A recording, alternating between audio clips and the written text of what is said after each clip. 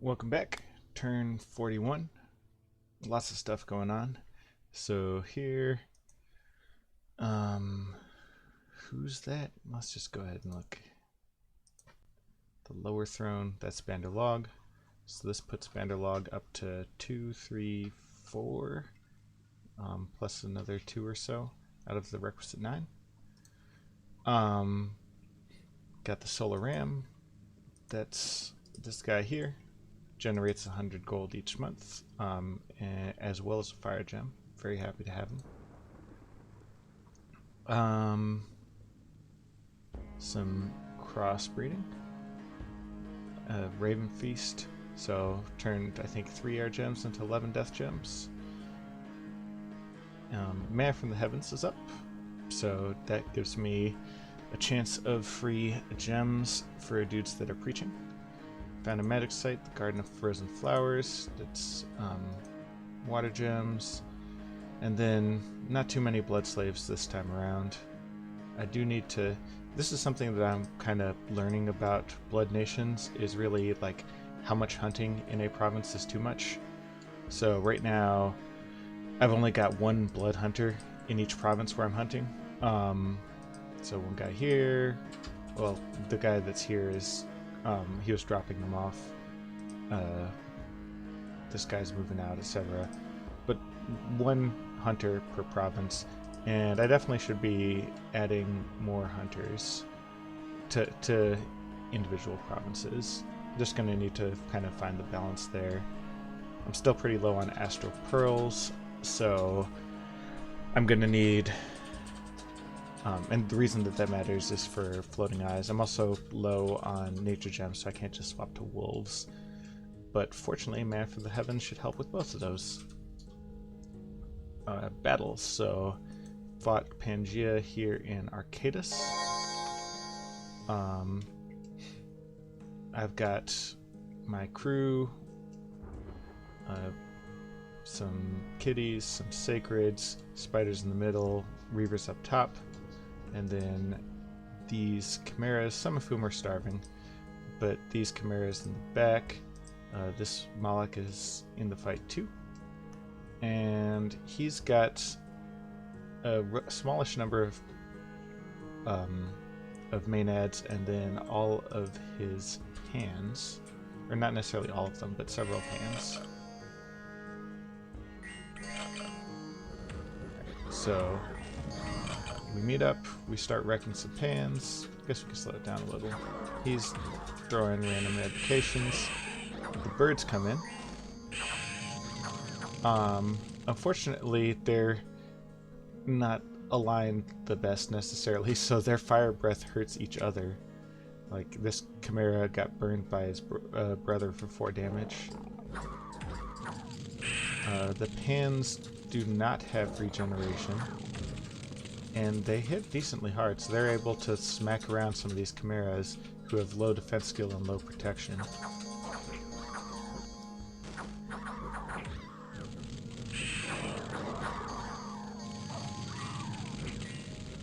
That guy just got roasted. This foul spawn's got a crap ton of attacks, and these attacks are hitting. They're not hitting particularly hard, but there's just enough of them. 20 protection. So he must have cast Iron Warriors. And eventually the pans burn down as the rest of the army makes contact. So there's a question of whether this guy can make it out.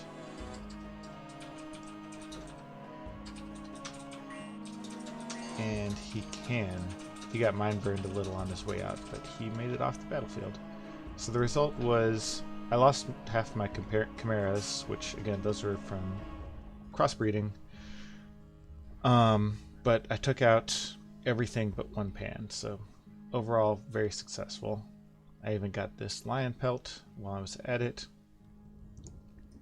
Asphodel continues to move across Facia. This is their god, this carrion dragon. He is not blessed, he's outside of his dominion, but he's still got 10% that will grow to 20% regen on all of these attacks. probably do some blessing over there, and then these undead carcasses. Facia has his mercenaries and some light infantry, as well as a couple of mages. And then on the wall they've just got some archers.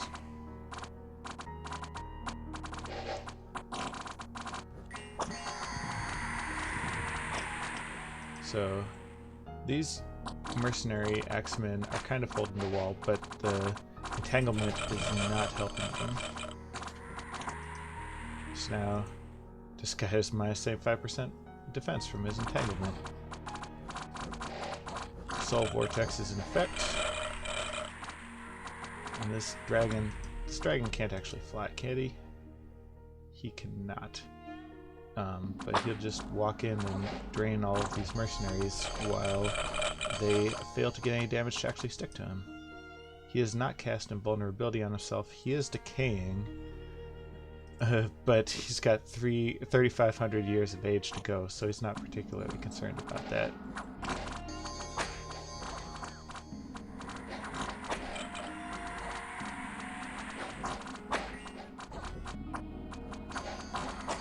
Soul Vortex is such a good spell.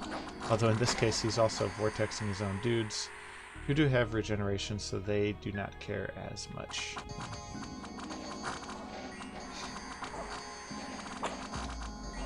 And they break through, and they chase everybody off the field to their doom.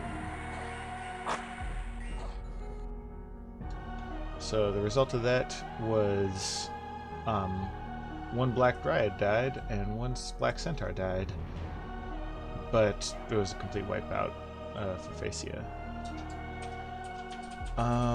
Bandar Log attacking Pythium. I think this was a fort battle, yeah. So here's the same crew, usual suspects. There's literally no one on defense, so see if any cool spells come through. But I'm just seeing a lot more ethereal and some soul slays.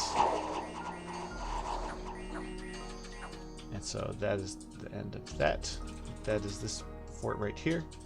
At this point, Pythium has 2 forts remaining.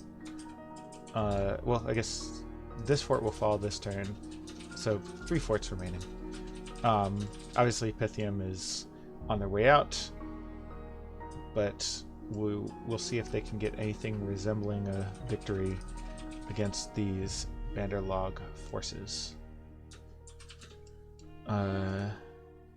Events, Obscuro, Man from the Heavens, Cymbeline, free population, some gems, some more gems, and some money. Then I taunt everybody because now I have Man from the Heavens. Pangaea got attacked by trolls, which means that since I'm moving into Pangaea this turn, they can't produce this turn because the trolls are in the way, but I'll have to fight the trolls, which is fine.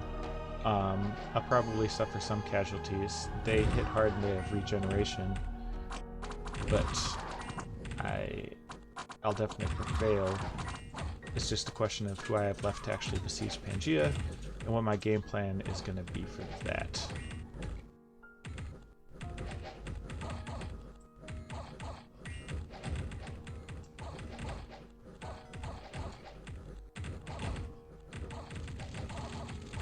One interesting consequence of this is that Pangaea will likely try to break the siege.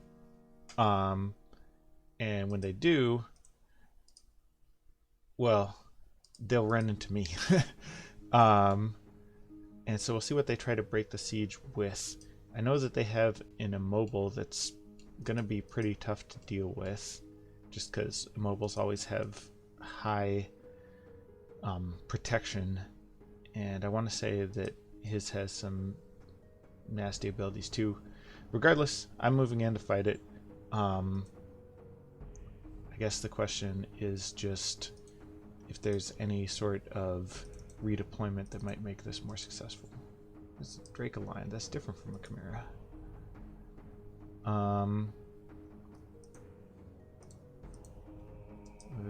Yeah, Dracoline is undisciplined.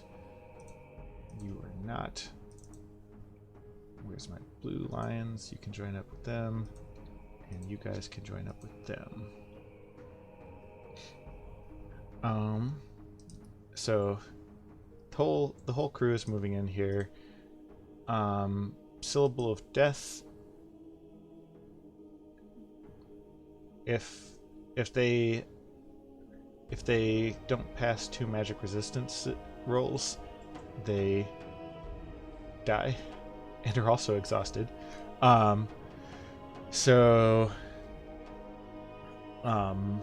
My hope/plan is that basically if his immobile comes in there, then eventually one of these Syllable of Deaths will get through and just take care of the situation.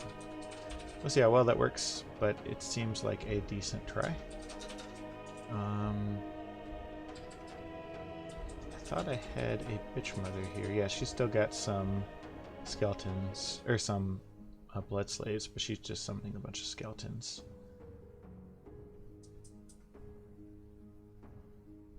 And make sure that you have an outlet. Let's actually put you down here. And you up here. Now you can go down there with him.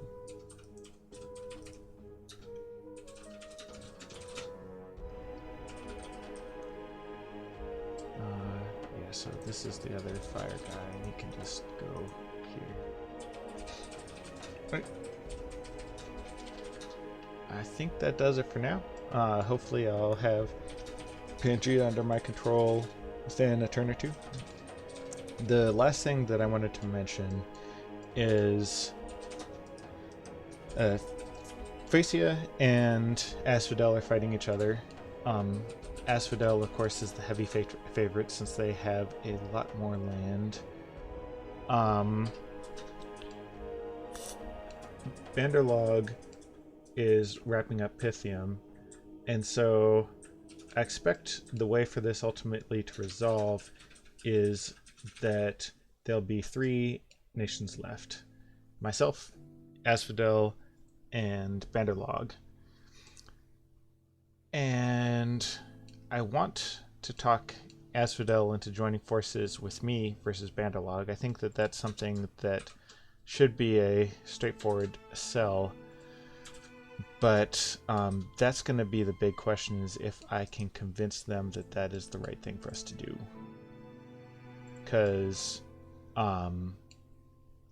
otherwise, like, Vanderlog has the lion's share of territory, which is interesting because they're the tiger people. I'm the lion people.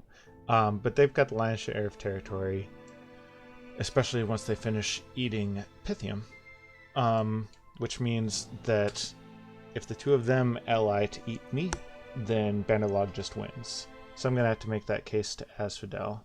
But Asphodel might not be ready for taking on Vanderlog. So we'll have to see. Research still continues pretty slowly. Working on Construction 6. And then after that I'll probably go up Conjuration, but I haven't fully committed yet. No interesting mercenaries, globals. These are the 3 out of the 5 slots. And I think that covers it for now. Thanks as always for joining me, and I'll see you on turn 42.